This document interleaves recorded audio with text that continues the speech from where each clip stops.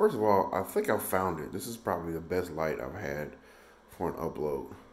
All it took is a worldwide quarantine for me to find it. Hate to make jokes. I'm looking at my notes.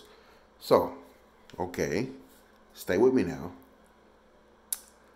The movie theaters are closed, so I can't watch any new movies. I probably could search high and low and find somebody open really late and limited seating or something like that, maybe.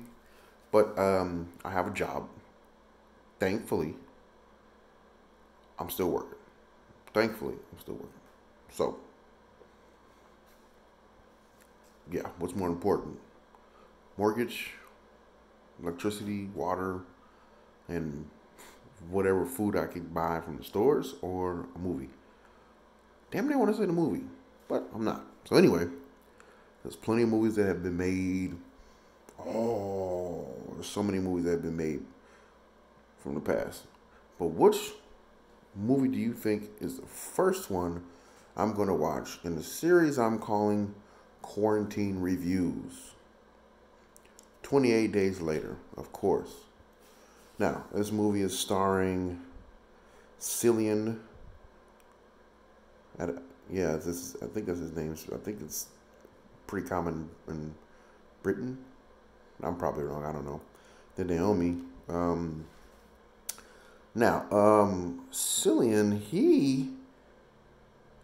this first of all, this movie came out in 2003 in America. I think it was released like a year earlier in Britain. I don't know why it took a year for it to get over here. It doesn't make any sense to me. He had some roles in Batman, and of course with him being he's not a bad actor. He wasn't a bad actor in this movie. With him, scenes where his acting skills are at, it would make sense that he was in Dunkirk. They pretty much brought out every British actor they could in that movie, which is that movie was created as an Oscar generator. If you don't believe me, if you don't agree with me, I don't know what else to tell you. And he was in another movie, Into the Heart of the Sea, which I really like. I think it was a play on the Moby Dick story. It's a classic piece of literature, which I've actually listened to in audio form. Of course, I can't remember it right now. I just remember it being like over 17 hours to listen to. And they didn't really, I was going to say retrofit, but that might be the wrong use. They didn't really bring the dialogue up to modern times, so they were still speaking in thys and theys, which was, I thought, it adds character to it, even though it probably was commonplace when the book was first published. But anyway, so 28 Days Later. It came out in 2003 or 2002, whatever you want to say. That's really close to the 90s. So, of course, there was a lot of spillage from that decade into this movie. It's not necessarily bad, but it does show its age. But I can't put my finger on it. I can't put my finger on what exactly makes this movie pop. I guess it's because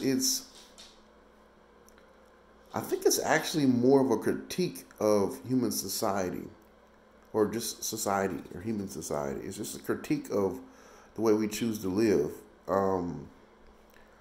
Maybe I'm reaching. I don't know. But I feel like that's where they're trying to get at. Because, of course, it starts off. First of all, the pace of this movie is fantastic. The first two song choices were pretty good. After that, I guess they ran out of budget for music because they chose really opera sounding songs, and they just continued to use that through the rest of the movie after the first two choices. Well, actually, I think after the first three choices. Don't quote me on that.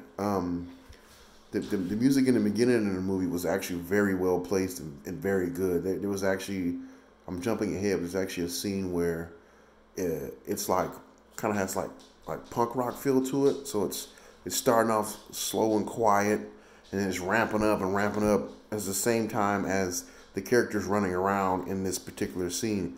Which of course, if you that brings out that allows the flavor inside this scene to blossom fully. When you can pair it with the correct or the best music, in my opinion. Now, before I get too lost in the sauce, this movie is about an outbreak of a disease named the Rage, which I think even that in itself is pretty good. Naming an infectious disease the Rage. And again, I think it leans heavily on the screenplay writer's opinion on society and how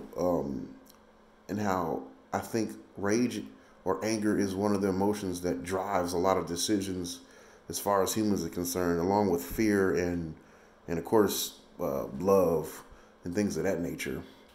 Well, those three, I think those are the three biggest ones I could think of right now. Those three emotions drive a lot of decisions from the president or the prime minister in their case, all the way down to me, a normal everyday truck driver. You know, I'm in love with this or this person. You know, whatever the case is, I'm going to do certain things for that. I'm have fear towards this or that. I'm going to do certain things towards that.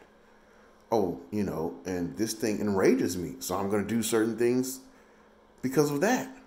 And they do a pretty good job of keeping the storyline very entertaining. And afterwards, it because of the way it ended, I'm pretty sure a lot of people have seen it by now.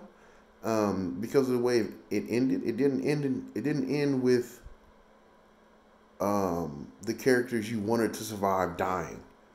Of course, there was a little thing. There's little things in there that kind of made me, why does the black guy have to be on the chain? But he played such a pivotal part in the movie by taking out the head bad guy, really. So, you know, you gotta give a little to get some, I guess, in that situation. But anyway, it follows the outbreak of a infectious disease named the Rage. We're following around the main character who was in an accident right around the same time as the outbreak. Wakes up, doesn't know what's going on. You know, he sees money in the ground. He picks that up. It's useless. It is what it is. And again, they're pointing out shortcomings of our society. Money is paper. It's all it is. But it's used. It's a form of currency. It's a form of. It's like an IOU note or something like that, or not even an IOU. It's hard for me to explain because I don't have a full grasp of it. I'm gonna be a bigger man here and just admit that, but I don't want to go too deep into this. Just keep it on the movie. But yes, so he's running around. He starts to realize something's going on, and then he gets saved by two people. Then there are three amigos for a little while, and then one of them gets bit. And I'm not gonna just go over every piece of the movie, but I'm assuming that a lot of people have watched this movie. I just thought it would be funny to, because I saw it once before. I'm not gonna lie, I think I saw it once before, and I thought it would be funny to do a review of a movie about something that's basically happening in real life, besides the sporadic and dangerous zombies running around and vomiting blood on everybody.